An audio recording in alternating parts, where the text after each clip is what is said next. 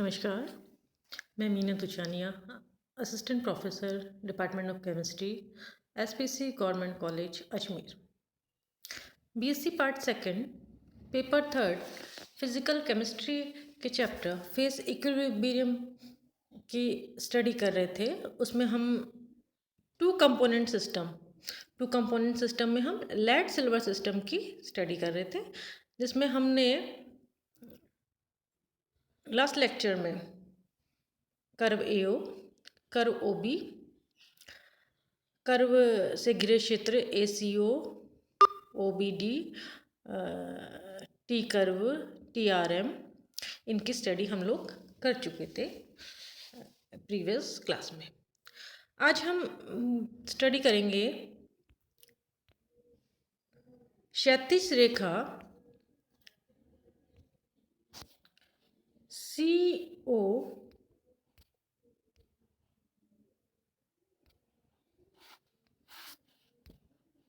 CO D, इस line के नीचे का जो क्षेत्र है उसकी आज हम स्टडी करेंगे। इस क्षेत्र में ये क्षेत्र है, इसके नीचे लिक्विड जो फेसेस हैं उनका कोई अस्तित्व नहीं रहता, यानी इस क्षेत्र के नीचे केवल सॉलिड फेसेस ही रहती हैं। और सॉलिड कौन सी?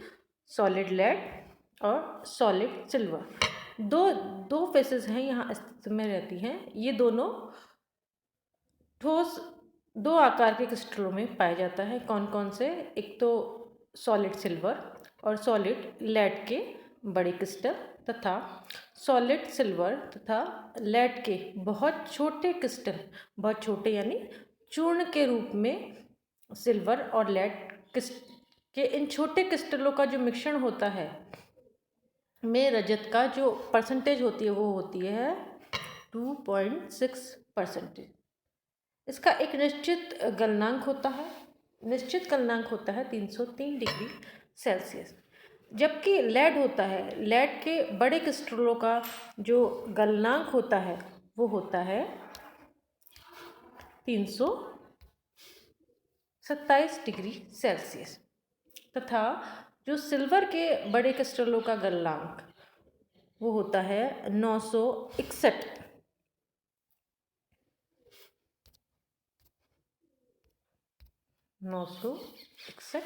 Degree Celsius. इस क्षेत्र में चूंकि दो प्रावस्थाएं अस्तित्व में होती हैं, कौन कौन सी? एक तो सॉलिड लेड और सॉलिड सिल्वर। तो कंपोनेंट यहाँ पे हो जाएगा C=2। तो तंत्र जो सिस्टम होगा वो कैसा होगा? वो होगा एक चर तंत्र। यह केवल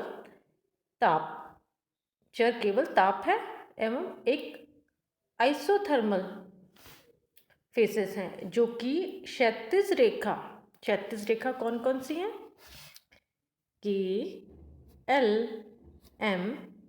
M के अनुसार हो रहा है। यदि हम इस पर ध्यान दें, के वाला जो पॉइंट है इस पर सॉलिड सीमा अस्तित्व में है, केवल सॉलिड ही होती हैं। यदि इसमें हम सिल्वर मिलाते हैं तो सॉलिड जो सिल्वर के साथ एक लिक्विड अस्तित्व में आ जाता है, और के से एल की ओर बढ़ने पर, जैसे जैसे हम यहाँ से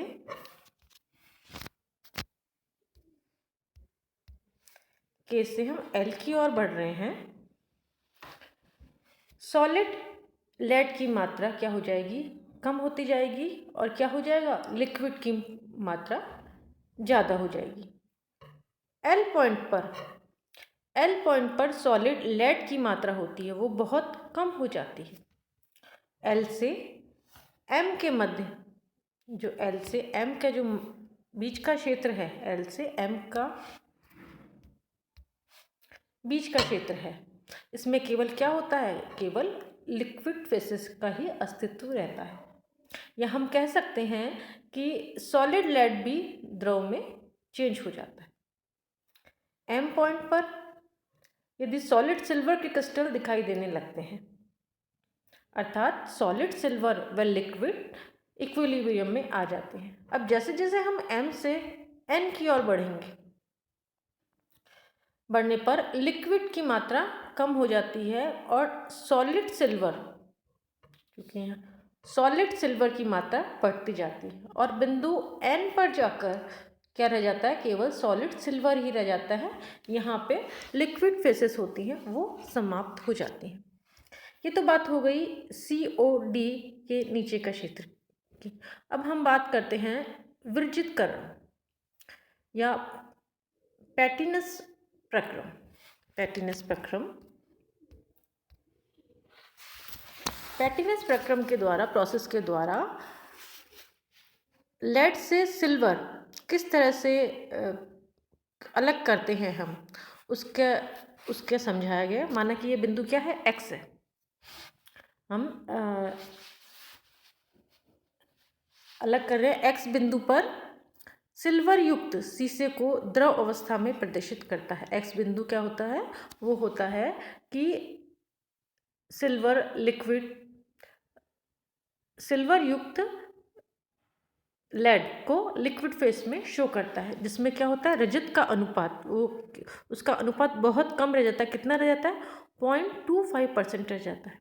जैसे जैसे हम इसे ठंडा करते हैं, ठंडा करने पर हम लोग Y की ओर आते हैं, तो यह Y बिंदु पर आता है, अतः ठोस शीशे द्रव से पृथक होने लगता है और ये कर्व AO के सहारे बढ़ने लगता है। AO के सहारे बढ़ने लगता है, अर्थात क्या होता है इस पॉइंट पर द्रव प्रावस्था में रजत का अनुपात बढ़ने लगता है और बिंदु O पर द्रव प्रावस्था में सिल्वर का जो अनुपात है वो क्या रह जाता है, 2.6% रह जाता है। तो इस प्रकार जो सिल्वर युक्त लेड में सिल्वर का परसेंटेज है वो 0.25% से बढ़कर कितना हो जाता है, 2.6% तक बढ़ जाता है। अब लेड और सिल्वर जो सिस्टम होता है उसकी कुछ विशेषताएं होती हैं। विशेषता कौन कौन सी होती हैं, साम्य में उपस्थित प्रावस्था, प्रावस्था आरेख में स्थिति और उसकी स्वतंत्रता की कोटि। तो जब एक प्रावस्था साम्य है, यानी एक कंपोनेंट है लिक्विड, तो प्रावस्था आरेख में उसकी स्थिति है वक्र AOB के ऊपर का क्षेत्र। अगर हम इसके फॉर्मूले में रखें तो डिग्री ऑफ फ्रीडम, स्वतंत्रता की कोटि की जो वैल्यू आती है वो होती है 2। अब हम बात करते हैं दो प्रावस्था साम्य। यहाँ लेड सॉलिड भी है और सिल्वर लिक्विड भी है। प्रावस्था आरेख की स्थिति में है कर्व AO, क्षेत्र ACO, कर्व BO तथा क्षेत्र BDO और क्षैतिज रेखा COD के नीचे का क्षेत्र।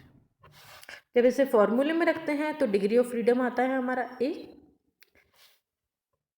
जब 3 फेसेस होते हैं, सिल्वर सॉलिड, लेड सॉलिड और लिक्विड, दोनों लिक्विड, तो वो प्रावस्था आरेख में स्थिति इसकी है बिंदु O गलन क्रांतिक बिंदु, तो डिग्री ऑफ फ्रीडम हो जाएगा उसका 0।